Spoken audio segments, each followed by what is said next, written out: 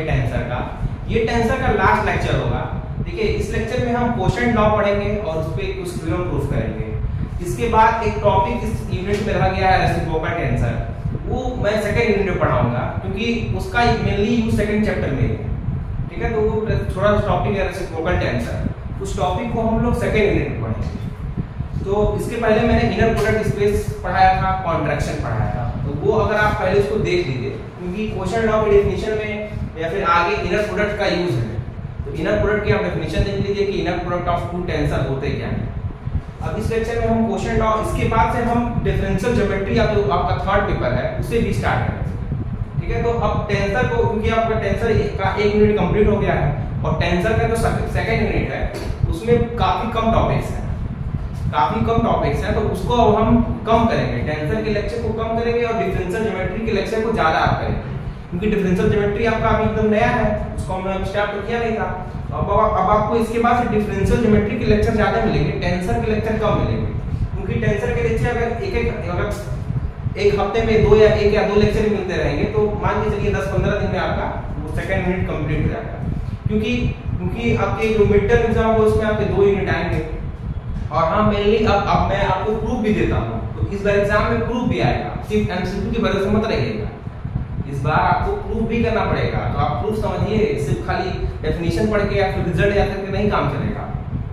ठीक है, तो इस बार जो खासकर टीडीयू एग्जाम में इस बार सारा आपका वो पेपर भी कराया जाएगा, जैसे थ्योरम प्रूफ 3 घंटे का एग्जाम होगा, तो आप भी उसके लिए रेडी रहिए। इसलिए मैं आपको प्रूफ स्टेटमेंट सब देता हूँ, सिर्फ स्टेटमेंट नहीं देता हूँ। तो आप वीडियो देखिए और उसके प्रूफ को भी समझिए। अब आइए अपने टॉपिक को स्टार्ट करते हैं, क्वोशिएंट लॉ। देखिए क्वोशिएंट लॉ की सबसे पहले डेफिनेशन देखिए, क्वोशिएंट लॉ होता क्या है। Quotient law is the inverse of the statement of from the inner product. Quotient law क्या होता है कि इनर प्रोडक्ट का इनवर्स होता है, जो इनर प्रोडक्ट की डेफिनेशन रहती है उसका वो इनवर्स होता है। तो क्या होती है क्वोशिएंट लॉ की definition, if we take the inner product of unknown function, मान लीजिए आपको कोई अननोन फंक्शन x है, उसका आप इनर प्रोडक्ट निकाल रहे हैं विद आर्बिट्ररी टेंसर, किसी आर्बिट्ररी टेंसर के साथ, और जो रिजल्टेंट जब इनर प्रोडक्ट करने के बाद जो आपको आउटपुट मिल रहा है, मतलब जो आउटपुट मतलब अगला कुछ रिजल्टेंट टेंसर मिलेगा, तो जो रिजल्टेंट क्वांटिटी मिलेगी वो भी एक टेंसर हो। Resultant is a known tensor, मतलब रिजल्टेंट क्वांटिटी जो मिले आपको, रिजल्टेंट जो आपको कंपोनेंट मिले वो क्या हो, वो भी एक टेंसर हो। तो वो जो हमारा अननोन फंक्शन जिसको हम अननोन फंक्शन कह रहे थे वो भी क्या होगा, एक टेंसर होगा, और उसका ही नेचर हम फाइंड करते हैं। देखिए लिखा क्या है उसका definition, that is if we take the inner product of unknown function x with an arbitrary tensor and the result is known tensor, then the unknown function x must be a tensor and we can find the nature of x। मतलब question law में हम x जो x unknown function है उसके nature को पता करते हैं। नेचर मतलब उसके रैंक को पता करेंगे, किस टाइप का उसका ऑर्डर है उसको पता करेंगे। ठीक है, तो अननोन फंक्शन का मतलब क्या है, जैसे मान लीजिए आप कोई भी अननोन फंक्शन दे, तो अननोन फंक्शन का हम इनर प्रोडक्ट निकाल देते हैं। इनर प्रोडक्ट निकालने के बाद जो हमको रिजल्टेंट टेंसर मिलता था, अगर रिजल्टेंट क्वांटिटी जो मिलती थी वो भी अगर टेंसर हो जाए, तो इसका मतलब क्या है कि जो अननोन फंक्शन आप ले रहे हैं वो भी एक टेंसर है। वही चीज यहाँ लिखी हुई है। ठीक है, ये है क्वोशिएंट लॉ की डेफिनेशन। अब आइए इस पे थ्योरम करते हैं। देखिए मैं जो इंपॉर्टेंट थ्योरम है उनको तो करा रहा हूँ, बट आप कुछ थ्योरम बुक से ही पढ़ा करेंगे, आप कुछ बुक से भी पढ़ेंगे। मैं आपको थ्योरम कुछ करा देता हूँ, कुछ कह देता हूँ, आप कर लीजिए, तो आप पूरा बुक से ही पढ़ते रहिए। मतलब इंपॉर्टेंट तो मैं करा, बट इसी के भरोसे मत रहिए, और भी अपने से ही पढ़ते रहिए। ऐसा नहीं है कि बस जितना दे रहा हूँ और पता चले एग्जाम पेपर आवाज आ गया था, तो इसके भरोसे मतलब ये तो मैं आपको जो मेन क्वांटिटी है, जो भी मेनली इंपॉर्टेंट है उसको मैं सब यहाँ दे ही दे रहा हूँ। इसके अलावा भी आपकी जो भी आपके इस कॉलेज में बुक लग रही है उसको फॉलो करिए, उसमें और भी थ्योरम होंगे, क्योंकि आपके एग्जाम में थ्योरम भी आएंगे प्रूफ करने के लिए, तो उसके लिए रेडी रहिए। और थ्योरम देखिए समझ बहुत कम आता होगा, तो हम लोग को समझ नहीं आता था, बट अगर आप हार मान लेंगे, सोचेंगे बस रट लें काम हो जाए, तो हमेशा रटना ही पड़ेगा। समझेंगे तो कुछ तो समझ में आएगा ना। मान लीजिए पढ़ेंगे तो 10% 20%, तो अभी अगले सेमेस्टर में जाएंगे फिर कुछ और जानने को मिलेगा, तो आपका माइंड डेवलप हो जाता है। जैसे जैसे आप सीखते जाएंगे तो माइंड डेवलप होगा, तो आपका फिर आगे आने वाले समय में मान लीजिए आप 2 एमएससी करेंगे, फिर वो थ्योरम का प्रूफ आएगा, इससे बड़े बड़े थ्योरम मिलेंगे। तो जब आप करना ही नहीं चाहेंगे, सोचेंगे सिर्फ रट लें, तो नहीं होने वाला है। आप उस पर भी आप काम करिए, आप थ्योरम के प्रूफ को भी समझिए। अब ये थ्योरम प्रूफ करते हैं।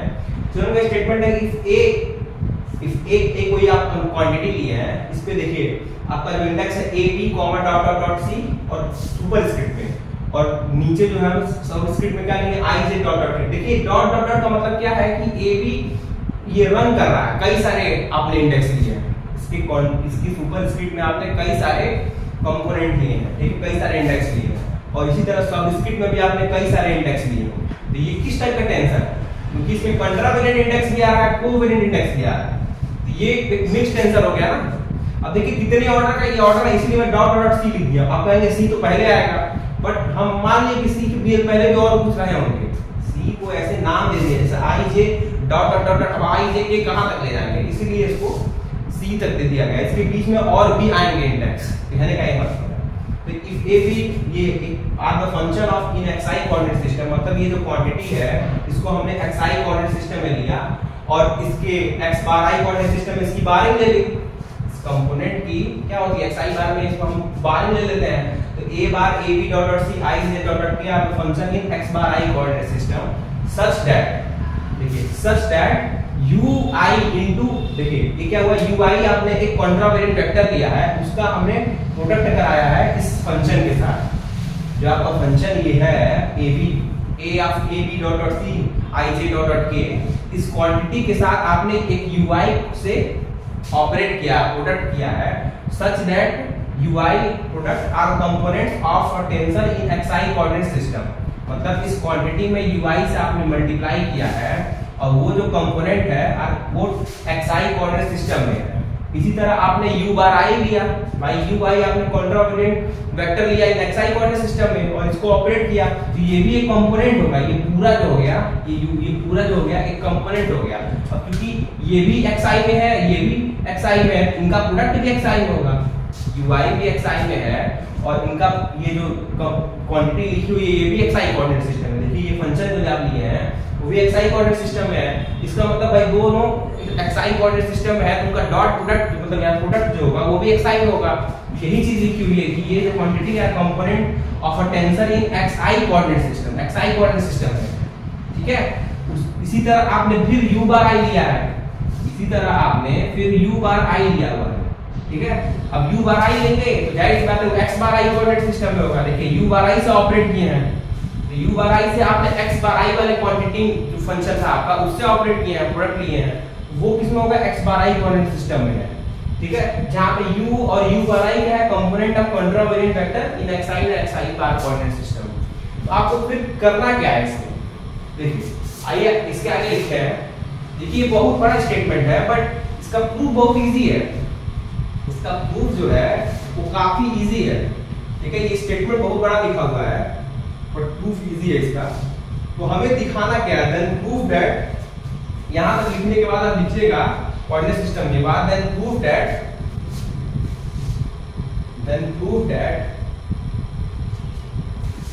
ये इसके बाद लिखिएगा then prove that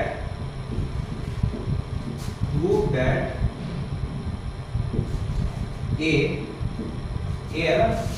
b dot dot dot c I j dot dot dot k are components of a tensor,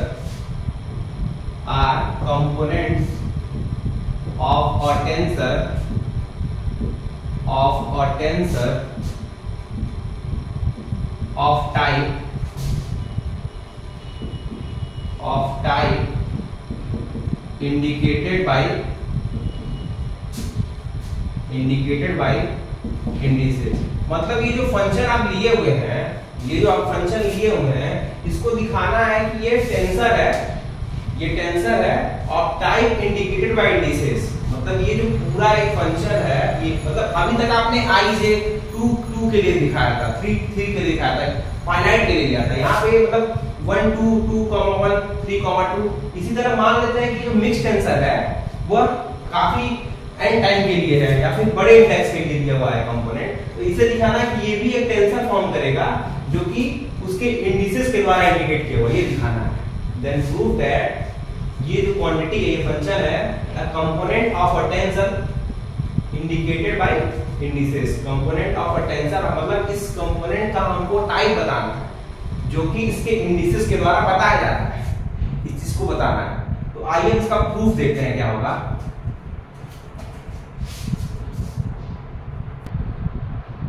तो आइए अब प्रूफ देखते हैं। देखिए इसके आगे जो था कोऑर्डिनेट सिस्टम के बाद इसके ऊपर लिखा हुआ है देन प्रूफ दैट, देखिए यहाँ पे लिखाया था जो उसको यहाँ पे लिखा गया है देन प्रूफ दैट जो फंक्शन था a of ab dot c ij dot k are component of tensor of type indicated by indices. जो चीज हमको प्रूफ करनी है इसके आगे है कोऑर्डिनेट सिस्टम के बाद इसको ऊपर लिखा हुआ है, यहाँ पे आपका प्रूफ स्टार्ट है। देखिए प्रूफ यहाँ से है। इट इज सबसे पहले क्या करेंगे, देखिए आपको जो फंक्शन दिया हुआ है उसको आप जो आपका फंक्शन है सबसे पहले उसको लिख लीजिए। इट इज गिवन दैट क्या दिया था कि ये जो ui और a of ab dot c ij dot k ये जो फंक्शन आपको कंपोनेंट दिया हुआ था are component of a tensor of type indicated in xi coordinate system. ये कैसा एक कंपोनेंट दिया हुआ था, ये क्वेश्चन में एक क्वांटिटी दी हुई थी ना, ये जो है ये क्या है component of tensor in xi coordinate system. उसी चीज को मैंने लिखा है यहाँ पे, it is given that this component are given in xi coordinate system. आपको पता है कि अगर कोई भी आपको कंपोनेंट दिया जाता है तो उस कंपोनेंट का हम ट्रांसफॉर्मेशन कर पाते हैं। तो क्योंकि ये कंपोनेंट x बार i से xi में है तो हम इसका ट्रांसफॉर्मेशन लिख लें सबसे पहले। देखिए कोई पूरे टेंसर चैप्टर में भी यही पढ़ा है, ट्रांसफॉर्मेशन ही कर रहे थे, ट्रांसफॉर्मेशन करके ही वही काम कर रहे थे। तो यहाँ भी हम सबसे पहले इसका हम ट्रांसफॉर्मेशन लिखेंगे। तो ट्रांसफॉर्मेशन जब आप करेंगे इस क्वांटिटी का तो आपको पता है बार से होगा x बार i से xi होगा। तो आप देखिए यहाँ पे u बार i ले लिया आपने, ठीक है, u बार i इसका लिया और इस कंपोनेंट का बार ले लिया। तो आपको पता है u bar i a bar ab dot c ij dot k हो जाएगा। ठीक है, जैसे ये क्वांटिटी लिखी हुई है इसी प्रकार तो इधर होगा। तो सबसे पहले जब आपको कोई भी टेंसर कोई भी कंपोनेंट दिया जाता है, कोई भी क्वांटिटी दी जाती है तो आप कैसे लिखते थे उसका ट्रांसफॉर्मेशन। सबसे पहले इसकी जो ये पावर में आपके इंडेक्स दिए रहते हैं उसका पार्शियल डेरिवेटिव आप अपर पावर में लिखते थे। पार्शियल डेरिवेटिव के अपर पावर में जो इंडेक्स ऊपर के कॉन्ट्रावेरिएंट इंडेक्स होते थे उनको आप पार्शियल डेरिवेटिव के अपर पावर में लिखते थे। तो इसको लिखे हैं del x bar a del x bar b dot और del x बार c, उनके corresponding dummy index p q r है। इसी तरह i j dot k covariant index है, तो इसको आप पार्शियल डेरिवेटिव के नीचे लिखते हैं, डिनोमिनेटर में लिखते हैं। तो del x bar i del x bar j del x bar i del x bar j भी कहीं आएगा डॉट और del x बार k, क्योंकि k तक रन कर रहा है, क्योंकि k तक रन कर रहा है तो इसको आप रन कराएंगे बार k तक।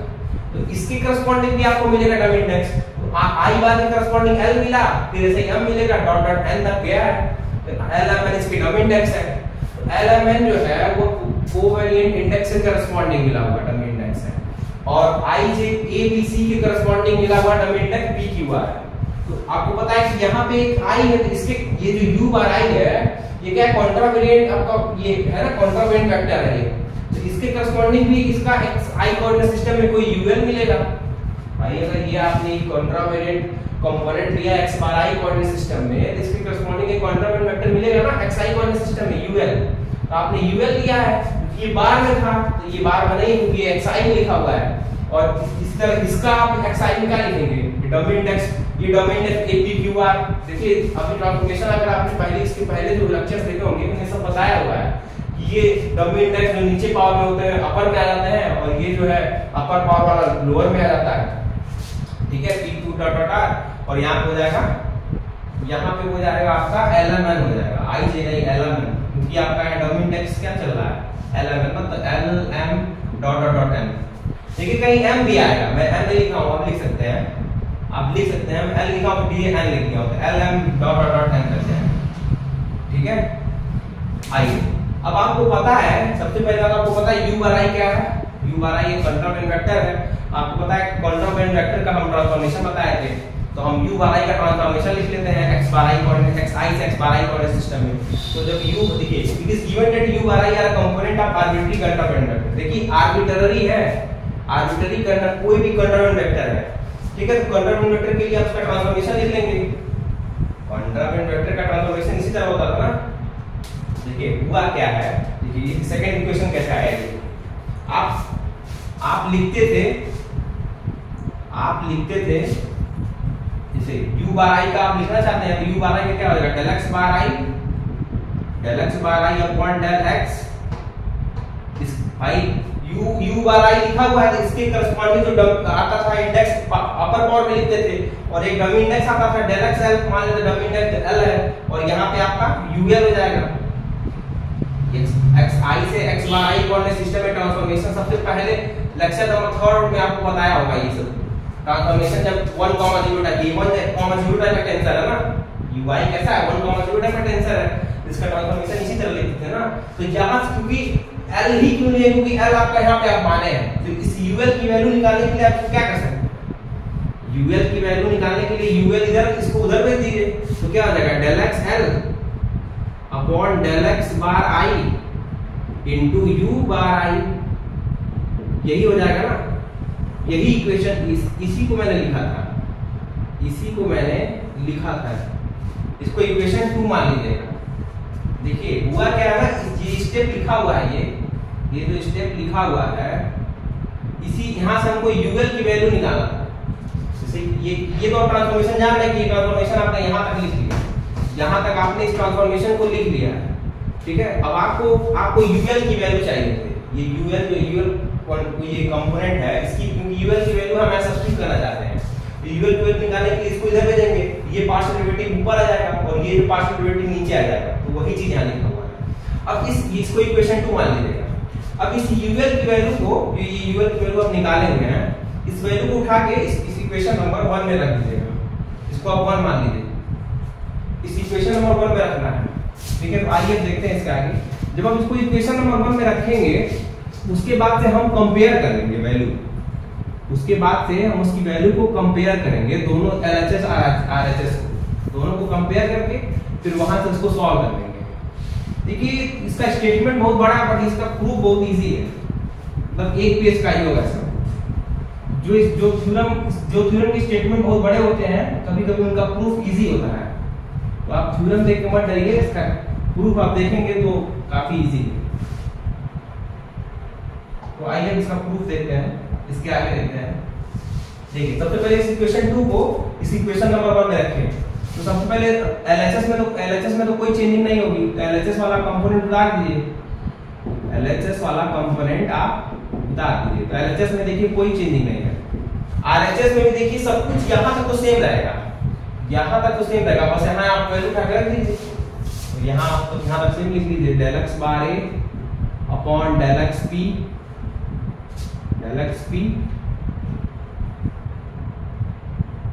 इसी तरह del x bar b upon del x q dot dot dot del x bar c upon del x p q r dot. देखिए आप इसके आगे लिखिएगा, इधर जगह नहीं है तो हम इधर लिख रहे हैं, नीचे सब डॉट में ही चल रहा है, ठीक है। यहाँ लिखा हुआ है L बार I, ठीक है, इसे m आएगा कहीं, j आ जाएगा, डॉट डॉट डॉट डॉट, इसके आगे क्या आएगा del x n upon del x bar k। अब देखिए यहां तक तो आपने सब लिख दिया, यहां तक लिखने के बाद आप यूएल की वैल्यू सब्स्टिट्यूट कर दीजिए, यहां तक लिखने के बाद आप यूएल की वैल्यू सब्स्टिट्यूट कर दीजिएगा, बस यही आपका इक्वेशन बन जाएगा, ठीक है। del x n upon del x बार के यूएल की वैल्यू सब्स्टिट्यूट करेंगे तो क्या मिलेगा आपको, del x l upon del x bar i u bar i, ठीक है। और उसके बाद यहाँ पे जो आपका कंपोनेंट था a p q dot dot dot r, a p q dot dot r, और यहाँ क्या आ जाएगा, यहाँ आएगा आपका l m dot dot dot dot n तक। देखिए पूरे इक्वेशन में यही जो लिखा हुआ वही लिखा है, बस खाली यूएल की वैल्यू सब्स्टिट्यूट किए हैं। पूरे इक्वेशन में जो यहाँ लिखा हुआ वही चीज लिखी हुई है, सिर्फ यूएल की वैल्यू सब्स्टिट्यूट की है, ठीक है। अब देखिए इधर भी u बार आई है, इधर भी u बार आई है, इसको एक तरफ कर लीजिए, पूरा इक्वेशन एक तरफ करके u बार आई को कॉमन ले लीजिए, पूरा इक्वेशन एक तरफ करके u बार आई को कॉमन ले लीजिए, तो क्या हो जाएगा, u बार आई को कॉमन ले लीजिए। अब ब्रैकेट के अंदर क्या बचेगा, ब्रैकेट के अंदर जो कंपोनेंट बचेंगे उनको आप नोट कर लीजिए, तो u बार i कॉमन पहले सबसे पहले इसको इधर भेजेंगे तो इधर माइनस हो जाएगा जाके, ये पूरी क्वांटिटी जो है, ये पूरी क्वांटिटी जब उधर जाएगा तो उधर जाके माइनस होगा, तो माइनस होगा तो u बार i ऐसा है कि दोनों में है, उसको हम बाहर निकाल लेंगे, बाकी कंपोनेंट आप लिख लीजिए, तो हो जाएगा a bar a b dot dot dot dot c, a b dot dot dot c i j dot dot dot k minus del x bar a upon del x p del x bar b upon del x q dot dot dot del x bar c upon del x r, ठीक है, dot del x l upon del x bar i del x bar i dot del x m del x bar j dot dot dot dot del x m upon del x bar j del x n upon n, last component आपका n है बार के। देखिए दिया कुछ नहीं गया, सारे सबको कंपोनेंट को ब्रैकेट में ले लेंगे, सारे कंपोनेंट को आप ब्रैकेट में ले लीजिएगा, आपका प्रूफ कंप्लीट हो गया ये, ठीक है।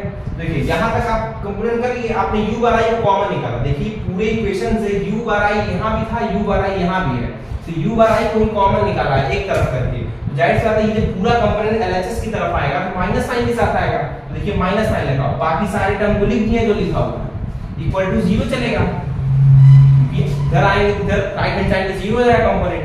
अब चूंकि u bar i arbitrary quantity vector है, तो चूंकि u bar i arbitrary quantity vector है, इसको हम 0 पे उधर भेज देंगे, तो आपका बचेगा सिर्फ कंपोनेंट क्या, a bar ab dot dot dot dot c i j dot dot dot dot k equal to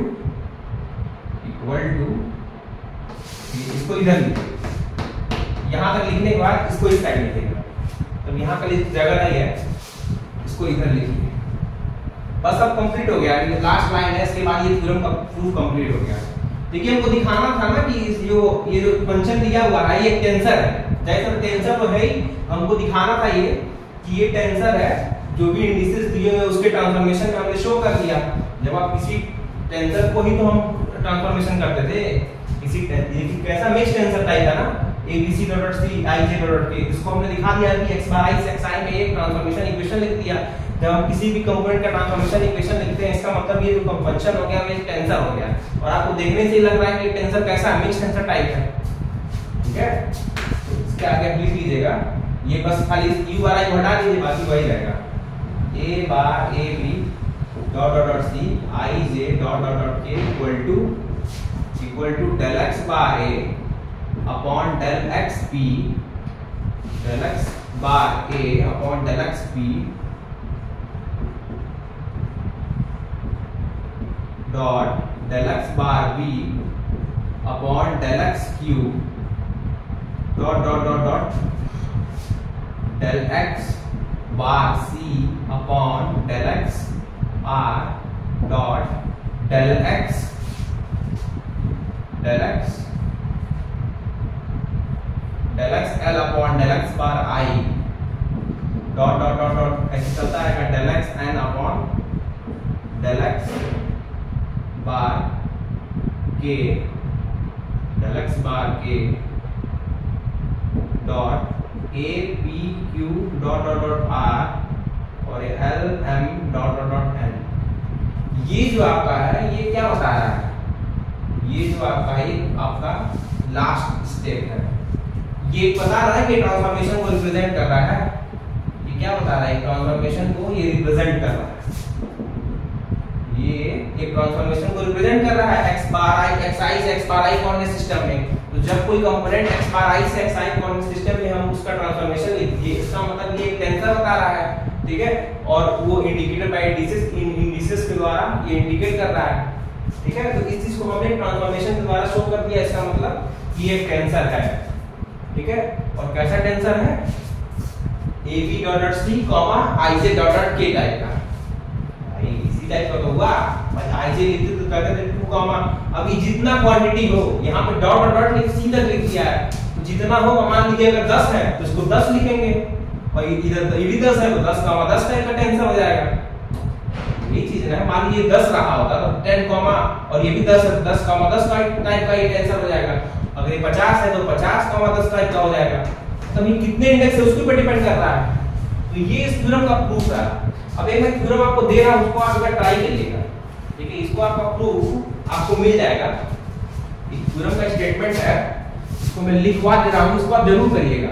अगर इसको आप अगर आपको नहीं आता है तो इसको आप कमेंट करेंगे तो हम सॉल्यूशन इसका प्रोवाइड कर देंगे अपने टेलीग्राम ग्रुप पे, बट इसको आप जरूर ट्राई करिएगा, ठीक है। अभी आपको बुक में मिल जाएगा, इजी प्रूफ है, एक पेज का ही प्रूफ है। ये क्वेश्चन लॉ पे भी है, ठीक है। तो आप इसको कर लीजिए। उसके बाद आपका इस यूनिट ये चैप्टर खत्म हो गया है। इसमें एक टॉपिक है reciprocal tensor, reciprocal symmetric tensor, उसको मैं अपने सेकंड यूनिट पढ़ाऊंगा। तो उसी में मेनली उसका यूज ही है। यूनिट फर्स्ट में देने का कोई मतलब नहीं था उसको, यूनिट सेकंड का ही पार्ट है। तो ये क्वेश्चन कर लीजिएगा या फिर थ्योरम ही क्वेश्चन ही कर लीजिए। क्वेश्चन ही है, using quotient law, using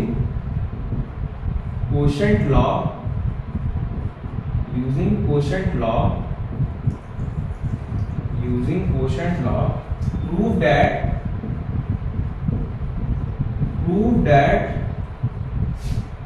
Kronecker delta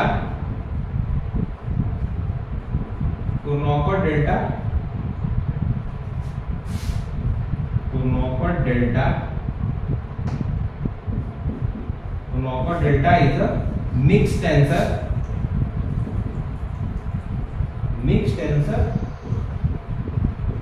of rank 2, ठीक है। इस थ्योरम को आप प्रूव करिएगा, ये इजी प्रूफ है इसका। क्वोशंट लॉ रखिए, Kronecker delta is mixed tensor of rank 2, ये मैं करा दिया हूं, ये मैंने कराया। आप पीछे देखिएगा, पीछे लेक्चर में आपको मिल जाएगा Kronecker delta is mixed tensor of rank 2, इसको मैं प्रूव कराया हूं। बट ये क्वोशंट लॉ की हेल्प से प्रूव करना है, ठीक है। क्वोशंट लॉ की हेल्प से इसको प्रूफ मिल जाएगा। इसका प्रूफ बुक में आप देखिएगा, और नहीं आता तो कमेंट करिए, इसका सॉल्यूशन प्रोवाइड कर दिया जाएगा। तो इस लेक्चर में आपका ये टेंसर चैप्टर फिनिश हो गया है। अब आप देखिए, टेंसर के लेक्चर आपको कम मिलेंगे, अब डिफरेंशियल ज्योमेट्री के लेक्चर ज्यादा मिलेंगे, क्योंकि डिफरेंशियल ज्योमेट्री हम स्टार्ट करेंगे। आपका यूनिट सेकंड 2 यूनिट आएंगे आपके मिड टर्म में, तो पहले यूनिट टेंसर की हो गई है। अब टेंसर की सेकंड यूनिट बहुत छोटी है, उसको हम एक हफ्ते 10 दिन में खत्म कर सकते हैं। अब इसलिए अब ज्यादा फोकस डिफरेंशियल ज्योमेट्री पे होगा। तो आपका जो थर्ड पेपर है उसको हम लोग जल्दी स्टार्ट करेंगे, मंडे से उसके भी आपको लेक्चर मिलने स्टार्ट हो जाएंगे। तो वीडियो अच्छा लगे तो वीडियो को लाइक, सब्सक्राइब और शेयर करना ना भूलें। Thank you very much.